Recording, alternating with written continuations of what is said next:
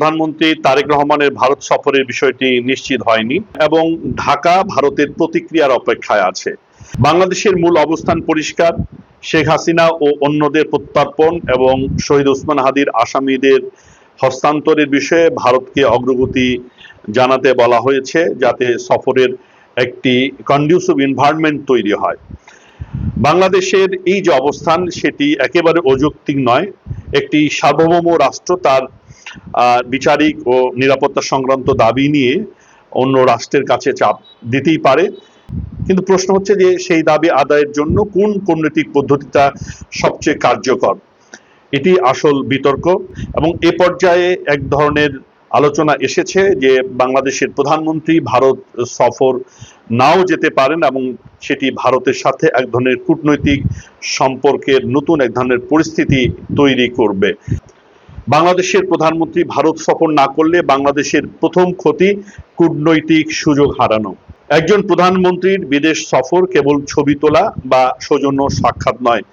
বিশেষ করে প্রতিবেশী দেশের ক্ষেত্রে শীর্ষ পর্যায়ের বৈঠক অনেক সময় এমন সমস্যার দরজা খুলে দেয় যেগুলো পররাষ্ট্র মন্ত্রণালয়ের কর্মকর্তারা মাসের পর মাস আলোচনা করেও সমাধান করতে পারেন না। বাংলাদেশের ভারত সম্পর্কের সামনে এখন একসঙ্গে অনেকগুলো প্রশ্ন রয়েছে। শেখ হাসিনার প্রত্যর্পণ, সীমান্ত হত্যা, ভিসা ব্যবস্থা, বাণিজ্য বাধা দূরকরণ, ট্রানজিট ও কানেক্টিভিটি, বিদ্যুৎ, ডিজেল ও জ্বালানি, তিস্তা, গঙ্গার পানি, নিরাপত্তা সহযোগিতা, ভারতীয় বাজারে বাংলাদেশের প্রবেশাধিকার। এর মধ্যে শেখ হাসিনার প্রত্যর্পণ বিষয়টি বাংলাদেশের পক্ষ থেকে খুব গুরুত্বপূর্ণ হিসেবে তৈরি করা হয়েছে, কিন্তু এর মধ্যে গঙ্গা পানির বন্টন চুক্তি সবচেয়ে সময় সেন্সিটিভ বিষয়গুলোর একটি। সফর বাতিল হওয়া মানে যে গঙ্গার পানি বন্ধ হয়ে যাবে এমন কথাটি বলা হয়তো ঠিক নয়, কিন্তু সফর না হলে আলোচনার পরিবেশ খারাপ হলে দর কষাকষি কঠিন হতে পারে, এটি কিন্তু একটি বাস্তব ঝুঁকি। দ্বিতীয় ঝুঁকি বিদ্যুৎ। বাংলাদেশের বিদ্যুৎ উন্নয়ন বোর্ডের 2026 সালের তথ্য অনুযায়ী ভারতের সঙ্গে বাংলাদেশের বিদ্যুৎ আমদানির চুক্তিবদ্ধ সক্ষমতা প্রায় 2656 মেগাওয়াট। এই যে 2656 মেগাওয়াট আসে এখানে ভেড়ামারা, ত্রিপুরা এবং আদানির গড্ডা বিদ্যুৎ কেন্দ্রের থেকে সেগুলো বাংলাদেশে আসে। ভারত থেকে বাংলাদেশে যে ইলেকট্রিসিটি আসে তা বাংলাদেশের মোট ডিমান্ডের 16 থেকে 18 ভাগের কাছাকাছি। সংখ্যাটা কিন্তু ছোট নয়। আরো গুরুত্বপূর্ণ হলো যে ভারতের বিদ্যুৎ শুধু একটি আমদানি পণ্য নয়, এটি বাংলাদেশের এনার্জি যে সিকিউরিটি তার একটি বাফার। কোনো কারণে বাংলাদেশে যদি বিদ্যুৎ ব্যবস্থা ভেঙে পড়ে তাহলে ভারতীয় বিদ্যুৎ ব্যবস্থার মধ্য দিয়ে বাংলাদেশের কিন্তু ব্যাকআপ এক ধরনের বিদ্যুৎ আনতে পারে, সেই সুযোগটিও কিন্তু রয়েছে। তাই ভারত বাংলাদেশের সম্পর্ক যদি খারাপ হয় তাহলে ভারত কালকেই যে বিদ্যুৎ বন্ধ করে দিবে এইটি হয়তো অতিরঞ্জিত কথা বলা হবে, কারণ এক ধরনের দীর্ঘমেয়াদী চুক্তির আওতায় বাংলাদেশকে ভারত সেই বিদ্যুৎ দিচ্ছে। কিন্তু সম্পর্ক খারাপ হলে বিদ্যুৎ সরাসরি বন্ধ না হলেও অনেক ক্ষেত্রে সংকট তৈরি হবে। যেমন ভারত থেকে নতুন বিদ্যুৎ আনার যে সম্ভাবনা সেটি ধীর হতে পারে বা সেটি নষ্ট হতে পারে। জ্বালানি সহযোগিতা ভারতের কাছ থেকে যে বিভিন্ন সময় আমরা নিয়ে থাকি সেটি কঠিন হতে পারে। ভারতকে যে বাংলাদেশ থেকে বিদ্যুৎ বিল দেওয়া হয় সেই যে পেমেন্ট নিয়ে ভারত এক ধরনের আমাদের ছাড় বা নমনীয়তা দেয় সেটি কমে আসতে পারে। নতুন গ্রিডে কানেকশন বিলম্বিত হতে পারে এবং ভবিষ্যৎ এনার্জি যে কোঅপারেশন সেটি অনিশ্চিত হয়ে যেতে পারে। বাংলাদেশের বিদ্যুতের ক্ষেত্রে ভারতের উপর এক ধরনের নির্ভরতা কিন্তু গত কয়েক বছরে তৈরি হয়ে গেছে। সেটি আমরা কেউ পছন্দ করি বা না করি। ভারতের উপর নির্ভরতা কমানোর কথা অনেকে বলছেন, কিন্তু ভারতের উপর নির্ভরতা কমানো আর তার সাথে সম্পর্ক নষ্ট করা এক কথা নয়, এটি দুটি ভিন্ন জিনিস। বাংলাদেশের উচিত ভারত থেকে বিদ্যুৎ নেওয়ার পাশাপাশি নিজস্ব গ্যাস অনুসন্ধান করা, নবায়নযোগ্য বিদ্যুতের ব্যবস্থা করা, এলএনজি ডাইভার্সিফিকেশন, কয়লা বা বিদ্যুতের উৎস ডাইভার্সিফিকেশন, নেপাল ভুটানের যে হাইড্রো পাওয়ারের সাথে সংযোগ স্থাপন করা, আঞ্চলিক পাওয়ার ট্রেডিং এ যুক্ত হওয়া, এসব বাড়ানো। তাহলেই ভারতের লেভারেজ দিনে দিনে সেটি কমবে। কূটনীতির শক্তি আসে শুধু সাহসী বক্তৃতা বিবৃতির মধ্যে নয় বা বক্তব্যের মধ্য দিয়ে নয়, অল্টারনেটিভ তৈরি করার ক্ষমতার মধ্য দিয়ে। সেই বাংলাদেশের হাতে এই মুহূর্তে অল্টারনেটিভ তৈরি করার ক্ষমতা কতটুকু আছে সেটি ভেবে দেখার বিষয়। ভারতের সাথে সম্পর্ক খারাপ হলে তার তৃতীয় ঝুঁকি হচ্ছে বাংলাদেশের পোশাক শিল্প। 2026 সালের জানুয়ারি থেকে মে সময়ে বাংলাদেশের যে ইউই এপারেল এক্সপোর্টস সেটা প্রায় 18.89% কমে সেটি 7.28 বিলিয়নে নেমে এসেছে। একই সময়ে শিপমেন্ট ভ্যালু কমেছে 10.46% এবং ইউনিট প্রাইস কমেছে 9.41%। বাংলাদেশের ইইউ অ্যাপারেল মার্কেটের শেয়ারও 23.9% থেকে কমে 21.5%-এ নেমে এসেছে। বাংলাদেশের রপ্তানি খাত ইতিমধ্যে চাপের মুখে রয়েছে। ঠিক এই অবস্থায় ভারতের সঙ্গে যদি সাপ্লাই চেন ফ্রিকশন তৈরি হয় তা একটা ঝুঁকির মধ্যে ফেলবে বাংলাদেশকে। কারণ আমরা সকলে জানি যে ভারত থেকে বাংলাদেশ আমাদের যে পোশাক শিল্পের অনেক কিছুই আমদানি করে, যেমন তুলা আমদানি করা হয়, ইয়ার্ন, ফেব্রিক, কেমিক্যালস, বিভিন্ন রকম মেশিনারিজ এবং ইন্টারমিডিয়েট গুডস সেখান থেকে আসে, খাদ্যপণ্য আমদানি করা হয় এবং জ্বালানি তো আমদানি করা হয়। ভারতের বাণিজ্য মন্ত্রণালয়ের তথ্য অনুযায়ী 2024 থেকে 26 অর্থ বছরে দুই দেশের মোট পণ্য বাণিজ্য ছিল প্রায় 12.86 বিলিয়ন, যার মধ্যে ভারত বাংলাদেশে রপ্তানি করেছে 11.06 বিলিয়ন এবং বাংলাদেশ ভারতে রপ্তানি করেছে মাত্র 1.8 বিলিয়ন। ভারতের পক্ষের তথ্যই বলা হয়েছে ভারত থেকে আসা অনেক পণ্য বাংলাদেশের এক্সপোর্ট ওরিয়েন্টেড ইন্ডাস্ট্রির এর ইন্টারমিডিয়েট ইনপুট হিসেবে ব্যবহৃত হয়। অর্থাৎ শুধু ভারত থেকে আমরা অনেক আমদানি করি এভাবে দেখলে জিনিসটি ভুল হবে। ভারত থেকে যে কাঁচামাল আসছে সেটি দিয়ে বাংলাদেশ কত ডলারের পণ্য তৈরি করে ইউরোপ বা আমেরিকায় বিক্রি করছে সেটি খুব গুরুত্বপূর্ণ, কেবলমাত্র আমদানির অঙ্কটি বড় নয়। অর্থাৎ এই যে এর ভ্যালু চেইন সেটি খুব গুরুত্বপূর্ণ বিষয় এবং সেটি আসল ব্যাপার। অনেকে মনে করতে পারেন যে আমরা ভারতের বিকল্প কোনো উৎস থেকে আমরা আমাদের এই যে পোশাক শিল্পের প্রয়োজনীয় জিনিসগুলো আনতে পারি, সেটি অনেকে মনে করেন। হ্যাঁ, সেটি যে একেবারে অসম্ভব তা নয়, কিন্তু সেখানেও বাস্তবতা সমর্থন করে না। বাংলাদেশ চাইলে তুলা, ইয়ার্ন, ফেব্রিক্স ও মেশিনারি অন্য দেশ থেকে আনতে পারে, কিন্তু সেখানে বড় ধরনের সমস্যা আছে। তার সমস্যা হচ্ছে যে দাম। ভারত থেকে আমরা যে কম দামে আনতে পারি বাইরে থেকে সে দামে পারবো না। দূরত্ব খুব একটি গুরুত্বপূর্ণ, যে অনেক দূর থেকে সেটি আনতে গেলে তার খরচ বেশি হবে এবং সময় বেশি লাগবে, এবং তার যে লজিস্টিক সাপোর্ট সেটি ভারত থেকে আসার ক্ষেত্রে যেটা সুবিধা সেই সুবিধাটা আমরা পাবো না। অর্থাৎ ভারত কাছের দেশ, স্থলপথে দ্রুত কাঁচামাল সেখান থেকে আমরা আনতে পারি। যে বায়ার বলছে 30 দিনে শিপমেন্ট চাই, সে বাংলাদেশের রাজনৈতিক বক্তব্য শুনে অপেক্ষা কিন্তু করবে না। আমাদের সময় বা চাহিদা মতো যদি পোশাক দিতে না পারে তাহলে বায়ার ভিয়েতনাম, কম্বোডিয়া, ইন্ডিয়া এবং অন্য কোনো সোর্সিং ডেস্টিনেশনে চলে যাবে এবং সেখান থেকে তারা নিয়ে আসবে, বাংলাদেশে পরিত্যাগ করবে। বাংলাদেশ যে ভারতের বন্দর এবং ভূমি ব্যবহার করে বাইরে আমাদের পোশাক রপ্তানির যে ট্রান্সশিপমেন্ট সুবিধা পেয়েছিল সেটি কিন্তু ভারত 25 সালে বাতিল করে দিয়েছে এবং আমাদের যে বাস্তব যে সংকট তৈরি হয়েছে সেটি কিন্তু আমরা বুঝতে পারছি। এখানে একটি শিক্ষণীয় বিষয় আছে যে ইকোনমিক প্রেসার মানেই বর্ডার ব্লকেড নয়। এই ট্রান্সশিপমেন্ট সুবিধা বাতিল করে বাংলাদেশের প্রতি ভারত কিন্তু ইতিমধ্যে এক ধরনের প্রেসার দিয়েছে। তারা হয়তো যে বর্ডার ব্লকেড করে দেয়নি, কিন্তু বর্ডার উন্মুক্ত রেখেও তারা কিন্তু এই সুযোগটা বাতিল করে বাংলাদেশেও এক ধরনের প্রেসার ইতিমধ্যে তৈরি করেছে। সম্পর্ক খারাপ হলেই ভারত সব যে বন্ধ করবে এইটা বাস্তবসম্মত নয়, বরং ছোট ছোট এই যে ফ্রিকশন গুলো যে তৈরি হবে তা একটা বড় ধরনের অর্থনৈতিক খরচ বাংলাদেশের জন্য তৈরি করবে, বড় রকমের অর্থনৈতিক প্রতিবন্ধকতা তৈরি করবে। তাহলে কি ভারতকে আমরা ভয় পাবো না? সেটি নয়, নিশ্চয়ই সেটি নয়। জাতীয় স্বার্থের জন্য আমরা আগ্রহী হব, আমরা জাতীয় স্বার্থের জন্য আমরা আমাদের প্রচেষ্টা চালিয়ে যাব, কিন্তু জাতীয় স্বার্থের যে শক্ত অবস্থান মানেই ভারত বিরোধিতা নয়, এটি আমাদের বুঝতে হবে। বাংলাদেশের উচিত ভারতের কাছে স্পষ্টভাবে বলা, কূটনৈতিক চ্যানেলে বলা যে সীমান্ত হত্যা বন্ধ করতে হবে, পানি বন্টনের ন্যায্যতা আমরা চাই, বাণিজ্য ভারসাম্য চাই, ভিসা সহজ করতে হবে, প্রত্যর্পণ বিষয়ে ট্রিটি অনুযায়ী সিদ্ধান্ত চাই, নদীর পানির ক্ষেত্রে যে আপস্ট্রিম ডাউন স্ট্রিম যে বাস্তবতা সেটি বিবেচনায় নিতে হবে।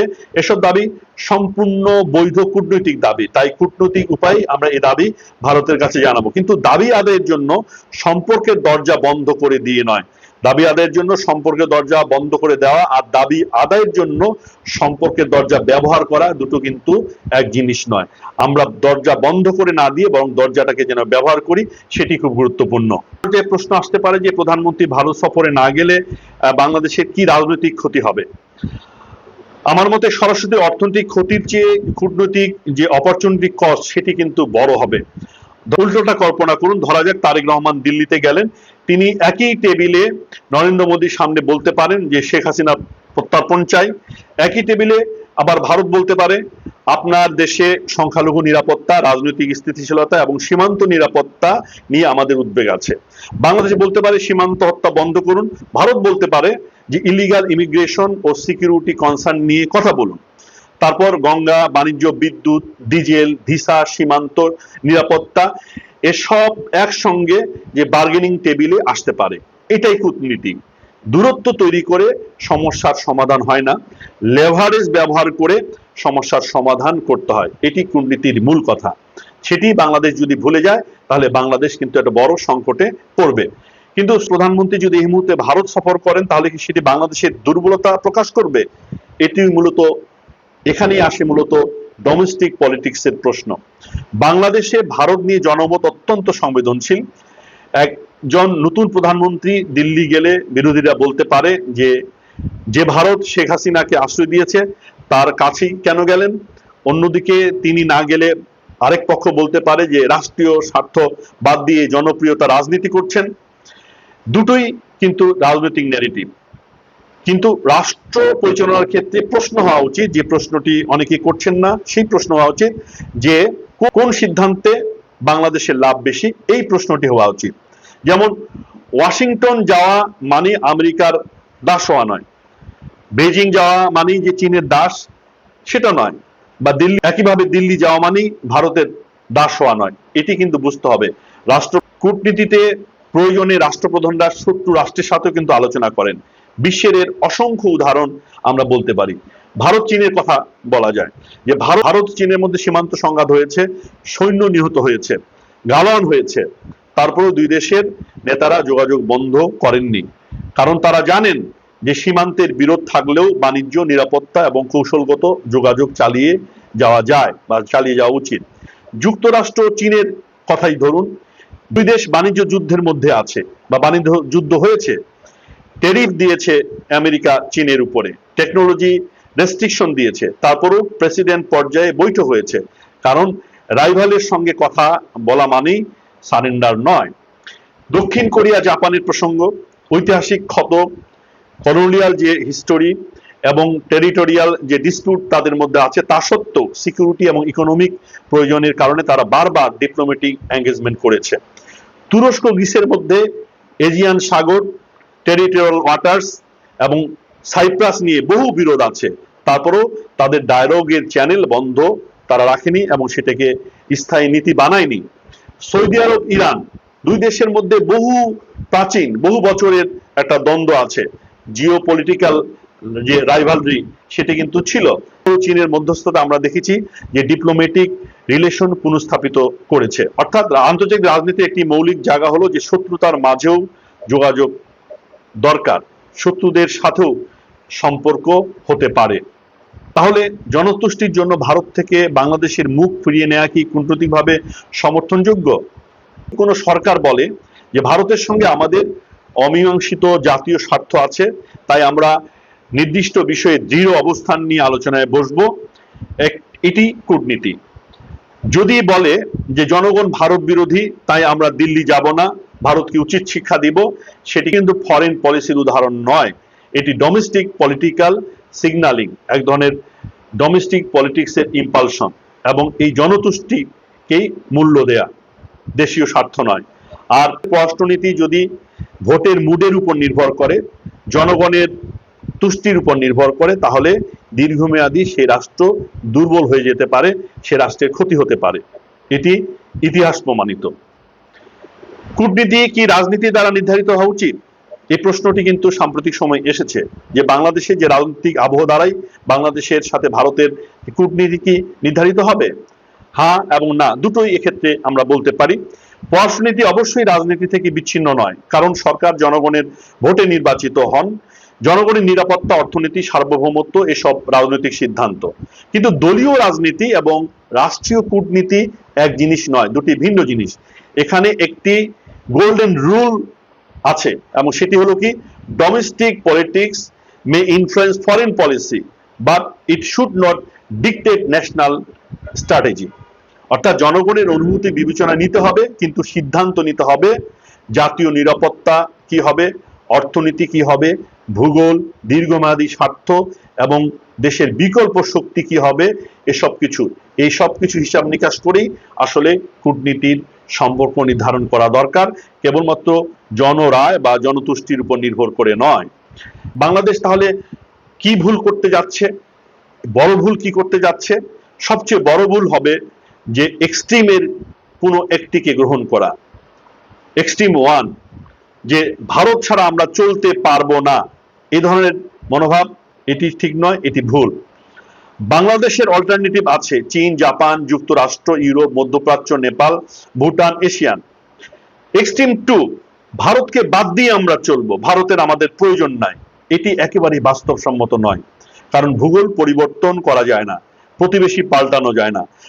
বাংলাদেশকে তিন দিক থেকে ভারত ঘিরে রেখেছে: সীমান্ত, নদী, বিদ্যুৎ grid, land connectivity, transit, supply chain, সবকিছুতেই ভারতের সাথে স্ট্রাকচারাল ইন্টারডিপেন্ডেন্স কিন্তু আছে বাংলাদেশের।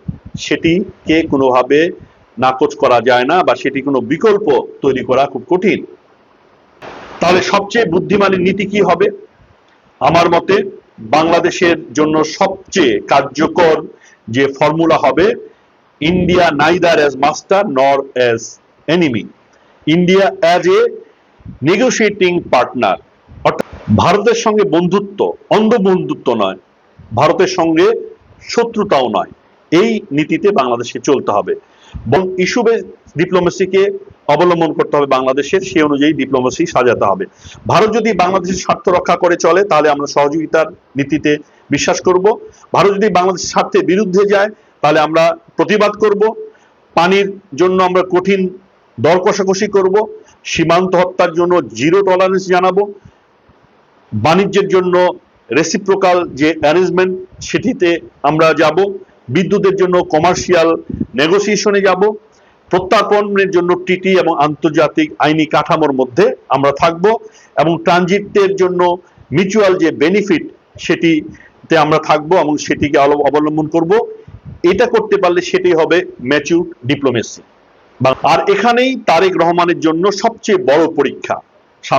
শেষ কথা, বাংলাদেশ কি ভারতের সাথে সম্পর্ক আবেগ দিয়ে দেখবে, নাকি তার লেভারেজ দিয়ে দেখবে, সুবিধা দিয়ে দেখবে? কারণ বাস্তবতা হলো, ভারতের প্রয়োজন বাংলাদেশকে, বাংলাদেশের প্রয়োজন ভারতকে, কিন্তু প্রয়োজনের ধরন সমান নয়। বাংলাদেশের জন্য ভারত ভৌগোলিকভাবে অত্যন্ত গুরুত্বপূর্ণ, আবার ভারতের জন্য বাংলাদেশ গুরুত্বপূর্ণ, কারণ বাংলাদেশের উত্তর পূর্বাঞ্চলে কানেক্টিভিটি, ভারতের বাণিজ্য, নিরাপত্তা, বঙ্গোপসাগর, রিজিওনাল স্টেবিলিটি, চীনের প্রভাব মোকাবেলা করা, উত্তর পূর্ব ভারতের অর্থনৈতিক সংযোগ, এটি ভারতের জন্য খুবই গুরুত্বপূর্ণ। এটি বাংলাদেশের জন্য সবচেয়ে বিপজ্জনক সিদ্ধান্ত হবে জনপ্রিয়তা দেখাতে গিয়ে দরজাটা যদি বন্ধ করে দেওয়া হয়।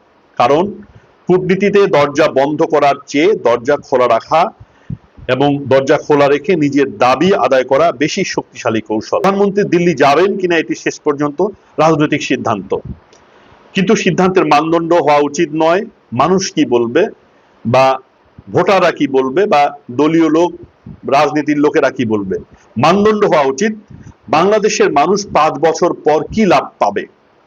কারণ আজকের একটি রাজনৈতিক বক্তব্য লাখ লাখ মানুষের হয়তো করতালি বা হাততালি পেতে পারে, কিন্তু আগামীকালের যে বিদ্যুৎ, জ্বালানি, পোশাক কারখানা, পানি, সীমান্ত হত্যা বন্ধ, বাণিজ্যের যে হিসাব, সেটি হাততালি দিলে মিলবে না। সেটির জন্য কূটনীতি দরকার।